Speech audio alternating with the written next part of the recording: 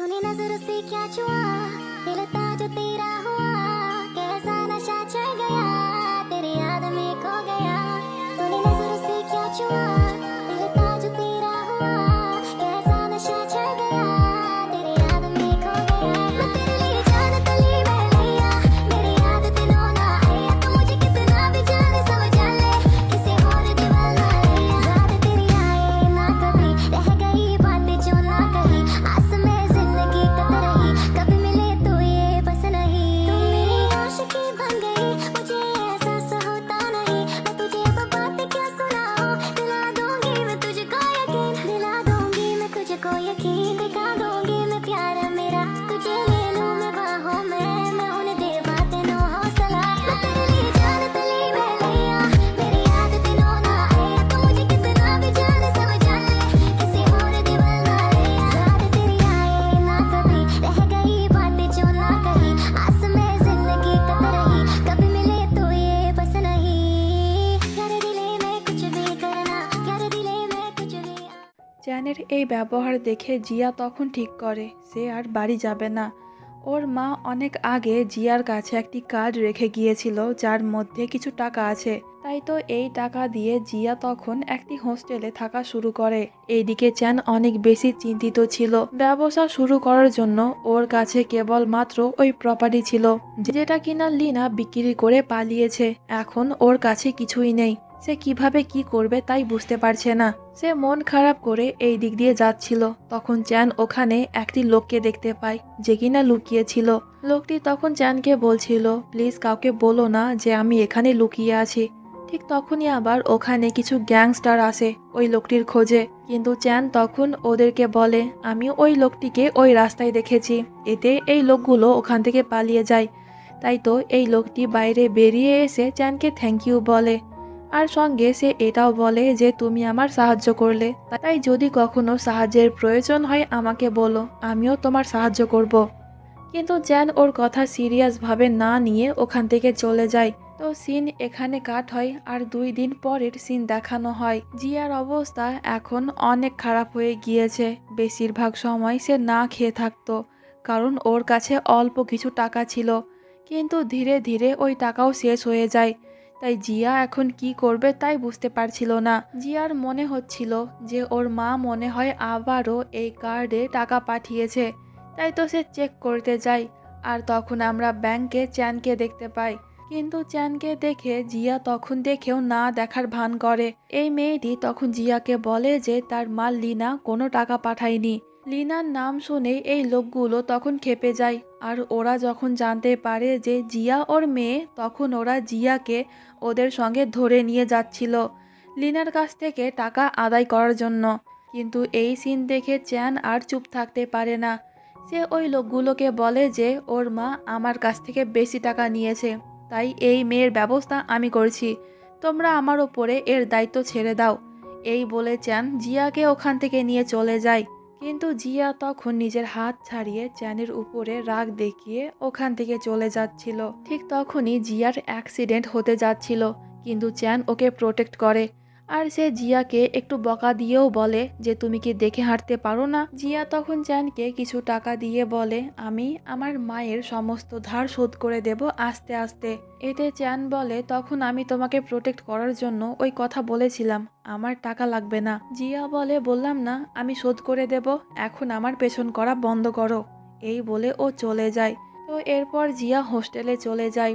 ওর কাছে খাবার মতন এই শুকনো ব্রেড ছাড়া আর কিছুই ছিল না, কিন্তু পেটে খিদে থাকার সত্ত্বেও জিয়া সম্পূর্ণ ব্রেড খায় না, পরে খাবে বলে যত্ন করে রেখে দেয়।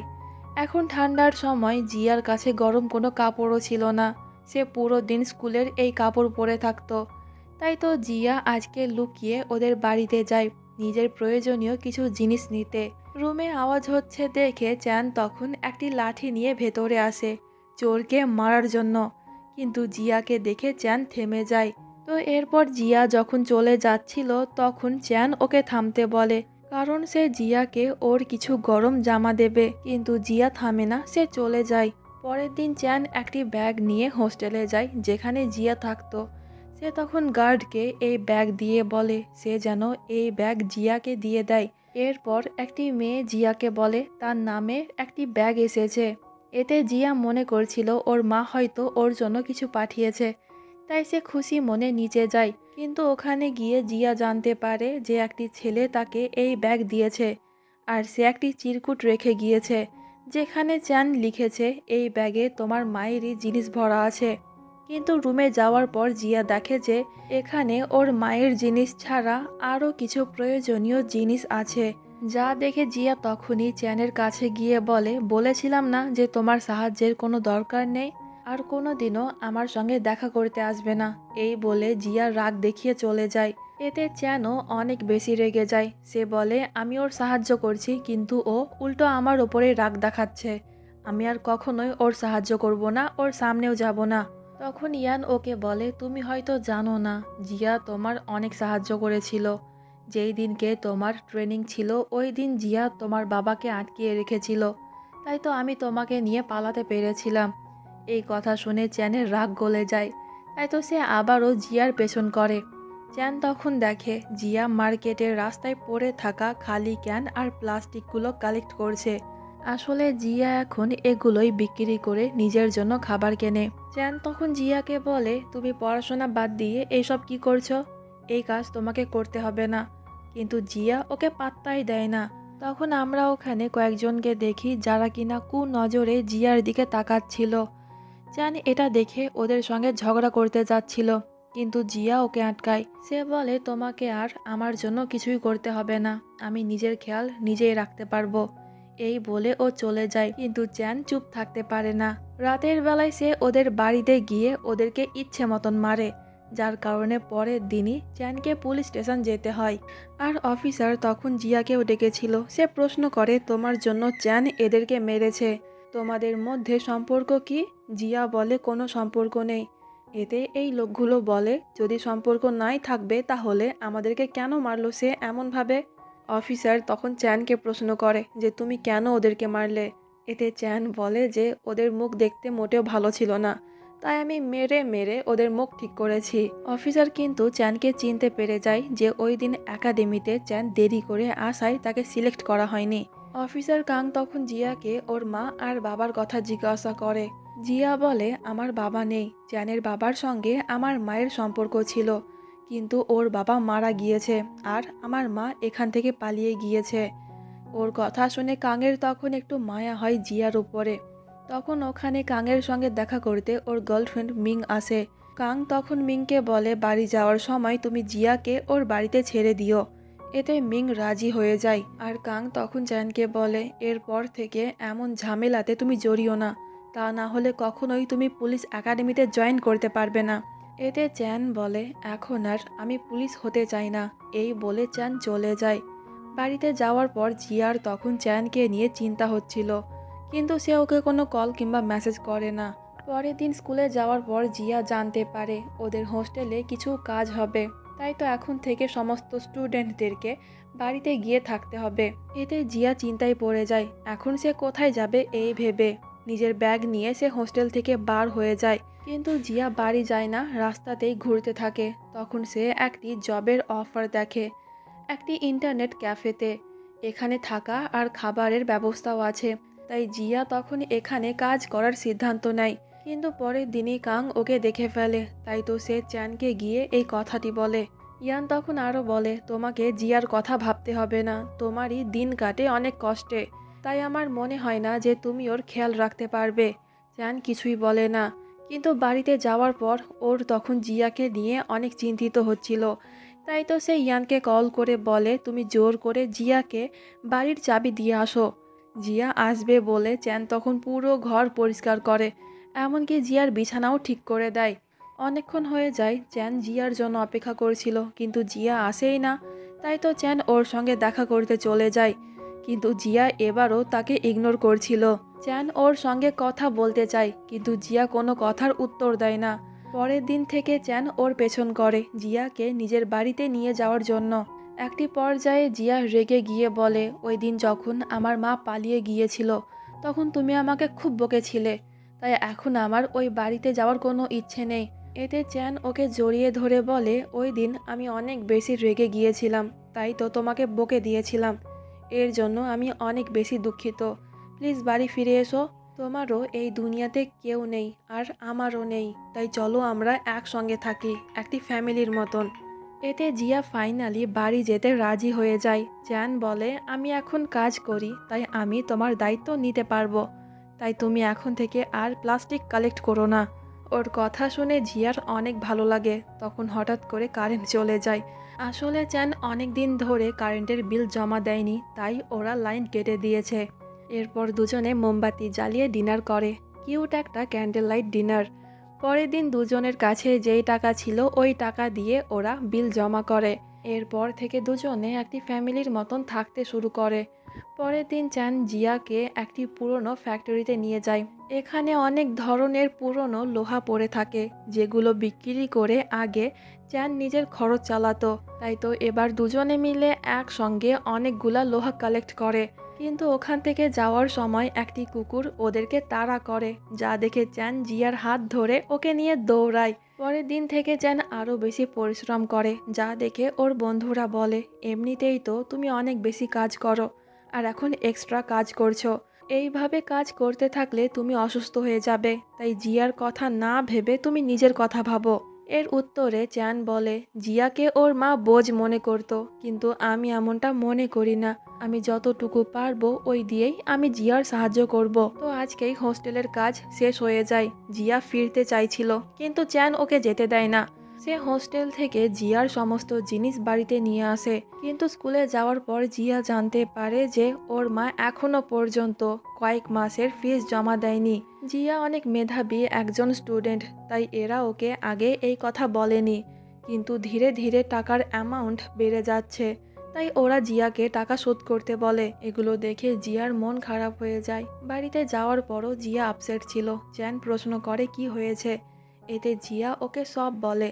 চ্যান বলে, চিন্তা করো না, আমি টাকা শোধ করে দেব। ওর কথা শুনে জিয়া রিল্যাক্স হয়, কিন্তু চ্যান নিজেই চিন্তায় পড়ে যায়, এতগুলা টাকা সে কোথায় পাবে। চ্যানের মাথায় তখন একটি আইডিয়া আসে। এই গেম খেলতে চ্যান অনেক ভালো পারতো, তাই তো সে এই শহরের কিছু বড় বড় ডন আর মাফিয়াদের সঙ্গে গেম খেলে। আর চ্যান কিন্তু খুব সহজে জিতেও যায়, যার কারণে ওকে বেশ কিছু টাকা দেওয়া হয়। তখন আমরা ওখানে ওই লোকটিকে দেখতে পাই। ওই রাতে চ্যান যার সাহায্য করেছিল, এর নাম হলো মিস্টার জ্যাং, যে কিনা একজন মাফিয়া। আর সে তখন চ্যানকে দেখে ওকে চিনে ফেলে। তো এরপর গভীর রাতে চ্যান টাকা নিয়ে যখন বাড়ি ফিরছিল, তখন কয়েকজন চোর ওকে ঘিরে ধরে। টাকা নেওয়ার জন্য ওরা চ্যানকে অনেক মারেও, কিন্তু চ্যান কিছুতেই ওই টাকা ছাড়ে না। তখন ওখানে মিস্টার জ্যাং এসে ওই চোরগুলোকে ভাগিয়ে দেয়। আর সে তখন চ্যানকে বলে, চিনতে পারছো আমাকে? বলেছিলাম না তোমার সাহায্য করব, এখন আমি তোমার সাহায্য করব। তুমি কি আমার সঙ্গে কাজ করবে? এখানে চ্যান কি বলে তা আমাদেরকে দেখানো হয় না, সিন কাট হয়। আর পরে সিনে আমরা চ্যানকে বাড়িতে দেখতে পাই। চ্যানকে আহত দেখে জিয়া তো চিন্তায় পড়ে যায়। সে প্রশ্ন করে যে কিভাবে তোমার চোট লাগলো। চ্যান তখন জিয়াকে টাকা দিয়ে বলে, এই নাও টাকা, এখন থেকে তোমাকে আর চিন্তা করতে হবে না। আমি কিন্তু কোনো ইললিগাল কাজ করে এই টাকা পাইনি, কষ্ট করে পেয়েছি, তাই তুমি নিজের ইচ্ছে মতন এই টাকা খরচ করতে পারো। তো এরপর থেকে চ্যান আরও ভালোভাবে জিয়ার খেয়াল রাখতে শুরু করে। জিয়ার যে সমস্ত জামাগুলো ছিঁড়ে গিয়েছিল সেগুলো চ্যান নিজে হাতে সেলাই করে দেয়। জিয়া কিন্তু অনেক রাত পর্যন্ত পড়াশোনা করত। চ্যান ওকে মানা করত, কিন্তু জিয়া ওর কথা শুনতো না। আসলে জিয়া স্কলারশিপ নেওয়ার জন্যই এত পরিশ্রম করছে, কিন্তু এই চক্করে জিয়া অসুস্থ হয়ে পড়ে। চ্যান ওকে নিয়ে হসপিটালে যায়। চেক আপের পর ডক্টর বলে যে বাসি খাবার আর বাইরের খাবার খাওয়ার জন্য জিয়ার এমন অবস্থা হয়েছে। আজ থেকে তুমি খেয়াল রেখো জিয়া যেন এই সমস্ত খাবার না খায়। এতে চ্যান বাড়িতে গিয়ে নিজে হাতে জিয়ার জন্য খাবার রান্না করে। আজ থেকে সে ওকে বাইরের খাবার খেতেই দেবে না। এমনকি চ্যান তো জিয়াকে স্কুলেও রেখে আসতো। আর চ্যান তখন জিয়াকে এই কিউট ব্রেসলেট দেয়। চ্যান যখন ওখান থেকে যাচ্ছিল, তখন এই টিচার ওকে বলে, তুমি জিয়াকে একটু বকে দিও তো। স্কলারশিপ পাওয়ার জন্য জিয়া সারা দিন পড়াশোনা করছে, আর এই চক্করে সে কিন্তু স্কুলে খাবারও খায় না। এই কথা শুনে চ্যানের তখন জিয়াকে নিয়ে আরও চিন্তা হয়। তো আজ রাতে চ্যান আবারও ওই মাফিয়াদের আড্ডায় যায়, কিন্তু একজন বডিগার্ড হিসেবে। আসলে মিস্টার জ্যাং ওকে নিজের বডিগার্ড বানিয়েছে। জিয়া যখন এই কথাটি জানতে পারে তখন সে চ্যানকে এই জব ছাড়তে বলে। চ্যান বলে, তুমি যা মনে করছো তেমন কিছুই না, আমাকে মারপিট করতে হয় না। আমি শুধুমাত্র বসের সঙ্গে এখান ওখান যাওয়া আসা করি, এর থেকে বেশি কিছু না। আর এই কাজের জন্য আমাকে অনেক টাকা দেওয়া হবে, তাই আমি এই জব ছাড়তে পারবো না। পরের দিন চ্যান বাড়িতে এসে দেখে যে পেট ব্যথায় জিয়া ছটপট করছে। তাই চ্যান তখনই জিয়াকে নিয়ে হসপিটালে যায়। ডক্টর বলে জিয়ার স্টামাকে প্রবলেম হয়েছে, এখনই সার্জারি করতে হবে, কিন্তু এর জন্য অনেক টাকার প্রয়োজন। এতে চ্যান বলে, আমি সব টাকা দিয়ে দেব, তারা যেন সার্জারি করার ব্যবস্থা নেয়। ডক্টর তখন চ্যানকে এই পেপারে সাইন করতে বলে, কিন্তু ও যখন জানতে পারে যে চ্যান জিয়ার বায়োলজিক্যাল ভাই না, তখন সে সার্জারি করতে মানা করে দেয়, কারণ এখানে আসল ফ্যামিলি মেম্বারের সিগনেচার লাগবে। তখন আমরা ওখানে কাংকে দেখতে পাই। চ্যানের কাছ থেকে সব শোনার পর কাং বলে, আমি একজন অফিসার, জিয়ার কেউ নেই, তাই আমি ওর দায়িত্ব নিচ্ছি। এতে জিয়ার সার্জারি করা হয়। চ্যান ওর সঙ্গে দেখা করতে যায়। জিয়া তখনও অজ্ঞান ছিল। এরপর জিয়া যখন একটু সুস্থ হয়ে যায় তখন ওকে ছুটি দেওয়া হয়। বাড়িতে যাওয়ার পর থেকে চ্যান জিয়ার আরও বেশি খেয়াল রাখতে শুরু করে। যা দেখে চ্যানের বন্ধুরা ওকে বলে, তুমি পুরো দিন বাইরে কাজ করো আর বাড়িতে এসে জিয়ার দেখাশোনা করো, আর কতদিন তুমি ওই বোঝকে পালবে। এই কথা শুনে চ্যান তখন ওদেরকে বকা দিয়ে বলে, খবরদার দ্বিতীয়বার যেন আমি এই কথা না শুনি। তখন আমরা জিয়াকে দেখতে পাই। ওদের এই কথা শুনে জিয়ারও তখন নিজেকে বোঝা বলে মনে হচ্ছিল। পরের দিন স্কুলে রেজাল্ট দেওয়া হয়। জিয়া ফার্স্ট হয়েছে, এবার সে স্কলারশিপ পাবে। জিয়া যখন এই খুশির খবর চ্যানকে দিতে যাচ্ছিল, ঠিক তখনই ওর সঙ্গে লিনার দেখা হয়ে যায়। লিনাকে দেখে বোঝাই যাচ্ছে যে এখন সে অনেক ধনী হয়েছে। এরপর লিনা জিয়াকে বলে, এই শহর থেকে যাওয়ার পর আমি ধরা পড়েছিলাম, কয়েকদিন আমি জেলেও ছিলাম। এরপর জেল থেকে বার হয়ে সে একটি বুড়ো লোককে ফাঁসায়, যার কাছ থেকে টাকা নিয়ে লিনা সমস্ত লোন শোধ করে দিয়েছে। জিয়া প্রশ্ন করে, তাহলে এখন তুমি কেন এসেছো? লিনা বলে, তোমাকে নিয়ে যেতে। মানছি আমার ভুল হয়েছে, কিন্তু এখন তো আমি তোমার জন্যই ফিরে এসেছি। আমি তোমাকে এখান থেকে নিয়ে যেতে চাই। আমার হাজবেন্ড তোমাকে বিদেশে পড়াবে, তোমাকে আর কষ্ট করে এখানে থাকতে হবে না। আমি তোমাকে অনেক ভালো একটি জীবন দিব। জিয়া তখন বলে, তুমি কিন্তু এখনো পর্যন্ত চ্যানের টাকা শোধ করনি। লিনা বলে, আমি ওকেও টাকা দিয়ে দেব, কিন্তু একটি শর্তে, তোমাকে আমার সঙ্গে যেতে হবে। এরপর লিনা জিয়াকে ছাড়তে যায়, আর সে তখনও বলছিল, ভেবে দেখো, তুমি যদি একবার বিদেশ যাও তাহলে তোমার ফিউচার ব্রাইট হবে। তখন আমরা ওপরে চ্যানকে দেখতে পাই যে কিনা ওদের কথা শুনছিল। এ কথা শুনে চ্যানের মন খারাপ হয়ে যায়, কারণ সে মনে করছিল এবার জিয়াও ওকে ছেড়ে চলে যাবে। তো এরপর জিয়া সাহস করে চ্যানকে বলে, আজকে মা এসেছিল, সে তোমাকে তোমার টাকা ফিরিয়ে দেবে, কিন্তু এর বদলে আমাকে সে নিয়ে চলে যাবে। চ্যান বলে, কত টাকা? আমাকে কিন্তু অনেক টাকা সুদ দিতে হবে। এত বছর ধরে আমি তোমার দেখাশোনা করলাম, তোমার পেছনে যেই টাকা খরচ হয়েছে তা সবই আমার লাগবে। ওর এই কথা শুনে জিয়ার মন ভেঙে যায়। সে আশা করেনি যে চ্যান এই কথা বলবে। আসলে চ্যান জিয়ার ভালোর জন্যই ওকে এই কথাগুলো বলল, যাতে জিয়া মন খারাপ করে ওকে ছেড়ে চলে যায় আর বিদেশে গিয়ে নিজের পড়াশোনা শেষ করে। চ্যানের কথা শুনে জিয়ার মন তো খারাপ হয়, কিন্তু সে কনফিউজ হয় এখন সে কি করবে। সে বিদেশ গিয়ে পড়াশোনাও করতে চায়, কিন্তু চ্যানকে ছাড়তে চায় না। জিয়া তখন চ্যানকে বলে, কয়েকদিন পর আমি স্কলারশিপ পেয়ে যাব, তখন আমাদের প্রবলেম একটু হলেও কমে যাবে। ভালো একটি ইউনিভার্সিটিতে আমি অ্যাডমিশন নিতে পারবো। তাই বুঝতে পারছি না এখন আমি কি করব। কিন্তু চ্যান ওকে কিছুই বলে না। পরের দিন জিয়া যখন ঘুম থেকে ওঠে তখন সে দেখে চ্যান ওর জন্য ওর পছন্দের প্যানকেক বানিয়েছে, কিন্তু চ্যান ওর জিনিসগুলো প্যাক করেছে।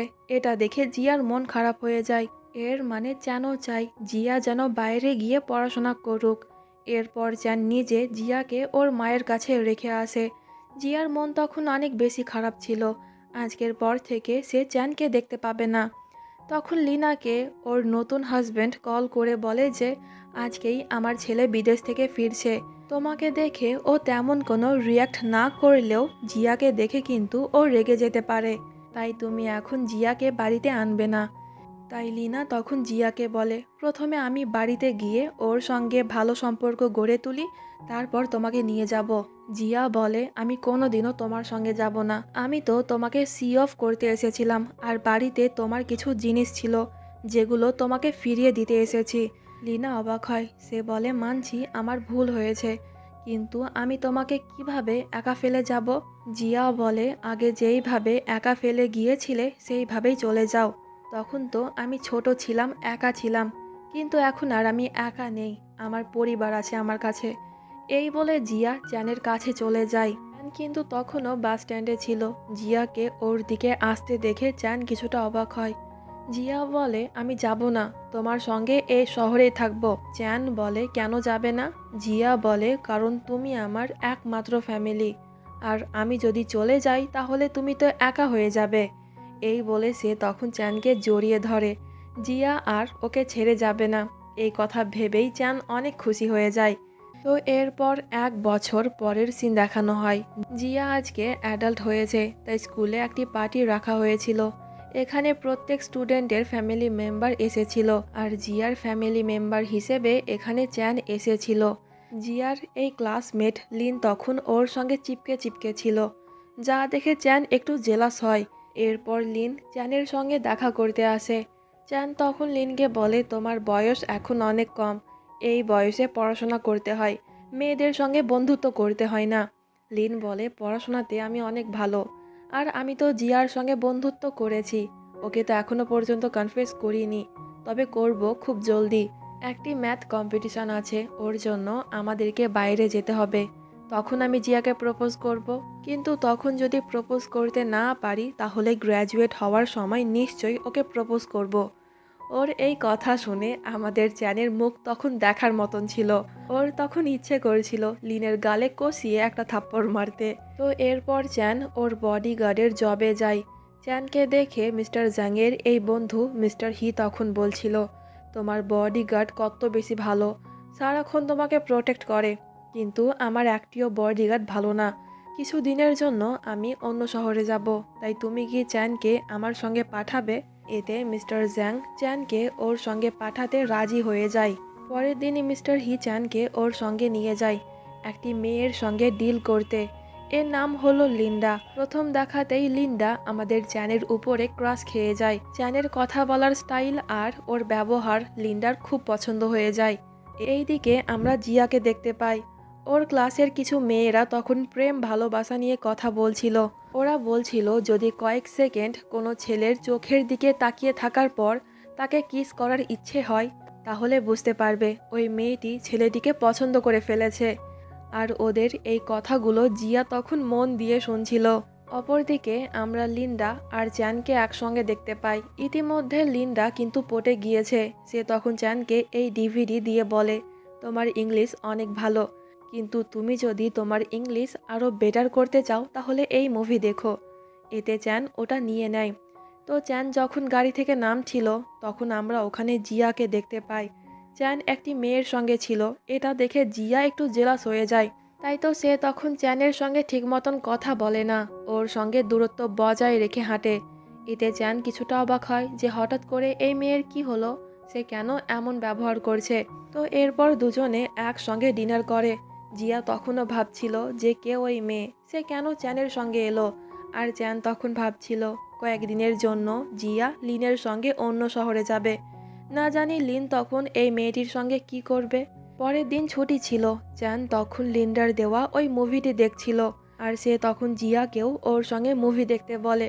প্রথমে সবকিছু নর্মাল ছিল, কিন্তু আস্তে আস্তে সিনগুলো রোম্যান্টিক হয়ে যাচ্ছিল। দুজনে তখন এমন ভাব করছিল যেন এই বিষয় ওদের কাছে খুবই নর্মাল। কিন্তু একটি পর্যায়ে চ্যান থামতে না পেরে জিয়াকে বলে, আমার জন্য পানি নিয়ে আসো।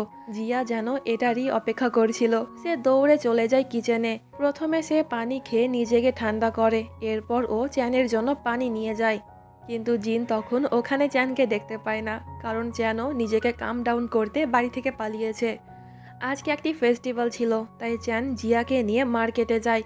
কথায় আছে, এই ড্রাগনের মাথা ছুঁয়ে যদি কোনো ইচ্ছে চাওয়া হয় তাহলে সেটা পূরণ হয়ে যায়। এতে জিয়া খুব চেষ্টা করছিল, কিন্তু সে কিছুতেই ড্রাগনের মাথা ছুঁতে পারছিল না। তাই তো চ্যান তখন ওকে কোলে তুলে নেয়, যার কারণে জিয়া খুব সহজেই ড্রাগনের মাথা ছুঁয়ে ইচ্ছা চেয়ে নেয়। এরপর দুজনে একটি মন্দিরে যায়। চ্যান যখন প্রার্থনা করছিল তখন জিয়া ওকেই দেখছিল। চ্যান তখন নিজের বদলে জিয়ার জন্য প্রার্থনা করছিল। সে গডকে বলছিল জিয়ার জীবন যেন অনেক বেশি সুন্দর হয়ে যায়, ওর প্রত্যেকটি স্বপ্ন যেন পূরণ হয়, আর আমরা সারা জীবন যেন একসঙ্গে থাকি। তো এরপর বাড়ি গিয়ে চ্যান ওর বালিশের তলায় একটি কার্ড দেখতে পায় যেখানে কিছু মন্ত্র লেখা ছিল। সে বলে এগুলো কি? জিয়া বলে আমি মন থেকে বিশ্বাস করি, তাই তোমার জন্য এটা এনেছি, এটাকে ফেলবে না। তো এরপর চ্যান ওর ডিউটিতে যায়। তখন ওখানে পুলিশ অফিসার কাং আসে। আসলে ওরা জানতে পেরেছে এখানে কিছু ইল্লিগাল কাজ করা হয়, যা দেখে মিস্টার জ্যাং তো ঘাবড়ে যায়। কিন্তু চ্যান কাংয়ের সঙ্গে কথা বলে খুব সহজেই তা হ্যান্ডেল করে নেয়, যা দেখে মিস্টার জ্যাং তো চ্যানের উপরে আরও বেশি ইমপ্রেস হয়ে যায়। তো পরের দিন নিউ ইয়ার ছিল। নিউ ইয়ার সেলিব্রেট করার জন্য অফিসার কাং আর মিং তখন চ্যানের বাড়িতে আসে ওদেরকে সঙ্গ দিতে। ওরা চারজনেই তখন খুব মজা করে, আর কাং ওদেরকে বলে যে খুব জলদি আমরা বিয়ে করব, আর বিয়েতে তোমাদেরকে উপস্থিত থাকতেই হবে। আজকের রাত এরা দুজনে এখানেই থাকে। মিং জিয়াকে প্রশ্ন করে তুমি তো এখন বড় হয়েছো, তোমার কি কোনো বয়ফ্রেন্ড আছে? তুমি কি কাউকে পছন্দ করো? মিংয়ের এই কথা শুনে জিয়ার মাথায় তখন চ্যানের কথাই আসছিল, তাই সে অনেক বেশি লজ্জা পেয়ে যায়। আর এইদিকে কাং বলছিল মিস্টার জ্যাং কিন্তু মোটেও ভালো মানুষ না, তাই তুমি ওর থেকে একটু সাবধানে থেকো। চ্যান বলে আমি ওর সঙ্গে থাকি ঠিকই, কিন্তু ইল্লিগাল কোনো কাজ করি না। জিয়া চলে যাওয়ার পর চ্যানের মাথায় তখন ওই রোম্যান্টিক সিনগুলো ঘুরঘুর করছিল যেগুলো সে ওই মুভিতে দেখেছিল। ওরও ইচ্ছে করছিল এইসব ট্রাই করতে। আর আমরা তখন জানতে পারি আজকে চ্যান যখন জিয়াকে কোলে তুলেছিল তখন ওর মনে অন্য একটি ফিলিংস কাজ করছিল। তাই তো চ্যান তখন ওর মনের কথাগুলো ইয়ানকে বলে। ইয়ান বলে এই ব্যাপার, এটা তো খুবই সিম্পল, এর মানে তোকে এখন একটি গার্লফ্রেন্ডের প্রয়োজন। কত বছর ধরে তুই একা আছিস, তাই তো তোর মনে এই সমস্ত চিন্তা ভাবনা চলছে। ওদের এই কথা তখন লিন্ডা শুনে ফেলে, আর সে চ্যানকে বলে এর মানে তুমি সত্যি সিঙ্গেল? তুমি যদি এখনই গার্লফ্রেন্ডের খোঁজ করে থাকো তাহলে আমি তোমার জন্য তোমার গার্লফ্রেন্ড হতে রাজি আছি। এতে চ্যান বলে আমি জানি না রিলেশন কিভাবে হ্যান্ডেল করতে হয়, গার্লফ্রেন্ডকে কিভাবে খুশি রাখতে হয়। লিন্ডা বলে কোনো ব্যাপার না, চলো আমরা ডেটে যাই, ওখানে আমি তোমাকে সব শেখাবো। এতে চ্যান রাজি হয়ে যায়, কিন্তু সে ওর সঙ্গে ওর বন্ধুদেরকেও নিয়ে যাওয়ার কথা বলে। চ্যান কিন্তু জিয়াকেও ওর সঙ্গে নিয়ে যাবে। এই কথাটি যখন জিয়া জানতে পারে তখন সে অনেক খুশি হয়, আর এই প্রথমবার জিয়া চ্যানের জন্য লিপস্টিক পরে। তো এরপর সকলে একটি পার্কে যায়। ওখানে লিন্ডা চ্যানের সঙ্গে চিপকে চিপকে ছিল, যা দেখে জিয়া অনেক বেশি জেলাস হয়ে যায়। তাই তো জিয়া যখনই সুযোগ পেত লিন্ডাকে চ্যানের কাছ থেকে দূরে সরিয়ে রাখত, কিন্তু চ্যানের বন্ধুরা তখন জিয়াকেই ওদের মাঝখান থেকে সরিয়ে দিত, কারণ ওরাও চাইছিল চ্যান যেন লিন্ডার সঙ্গে ডেট করে। তো আগের বার রাইড নেওয়ার সময় লিন্ডা তো চ্যানের সঙ্গে ছিল, তাই তো এবার জিয়া চ্যানের সঙ্গে যাবে বলে জেদ করে, কিন্তু এরা দুজনে জিয়াকে টেনে ওদের সঙ্গে নিয়ে চলে যায়। এরা দুজনে তখন এটা দেখার চেষ্টা করছিল যে লিন্ডা আর চ্যান এখন কি করছে। লিন্ডা তখন ওর চুল ঠিক করে দিচ্ছিল, যা পেছন থেকে দেখে মনে হচ্ছিল লিন্ডা চ্যানকে কিস করছে। এই সিন দেখে এরা দুজনে তখন চেঁচিয়ে ওঠে, কিন্তু এই সিন দেখে জিয়া তখন ছটপট করতে শুরু করে। ওর তখন লিন্ডার উপরে অনেক রাগ হচ্ছিল। এরপর ওরা সকলে লাঞ্চ করতে যায়, যেখানে চ্যান লিন্ডাকে খাবার তুলে দিচ্ছিল। এটা দেখে জিয়া আরও জেলাস হয়। লিন্ডা তখন প্রশ্ন করে তোমরা কি আপন ভাই বোন? এতে ইয়ান বলে যে না, ওদের মধ্যে রক্তের কোনো সম্পর্ক নেই, কিন্তু ওরা ভাই বোন। ইয়ান তখন আরও বলে এরা দুজনে কিন্তু অনেক ভালো রান্না করে, তাই তুমি একবার ওদের বাড়িতে এসো। লিন্ডা বলে তাহলে তো আমি কালকেই যাব। এটা শুনে জিয়া বলে যে না, এখন আসা যাবে না, সামনে আমার পরীক্ষা, আমি ব্যস্ত থাকবো। এতে ইয়ান বলে কোনো ব্যাপার না, তুমি স্কুলে গিয়ে পড়াশোনা করবে, চ্যান ওকে রান্না করে খাওয়াবে। লিন্ডা রাজি হয়ে যায়, কিন্তু ইয়ানের এই কথা শুনে জিয়া ওর উপরে অনেক রেগে যায়। বাড়িতে যাওয়ার পরও জিয়া রেগে ছিল। চ্যান ওকে যে জামা দিয়েছিল ওই জামাতে লিন্ডার একটি ইয়াররিংস ছিল, যা দেখে জিয়া বলে এটা মোটেও ভালো না, আর সে তখন চ্যানের জামা ফেলে নিজের রুমে চলে যায়। যা দেখে চ্যান তখন বলে কি হলো, ও কেন রাগ করলো? আমি তো রেগে যাওয়ার মতন কোনো কাজই করিনি।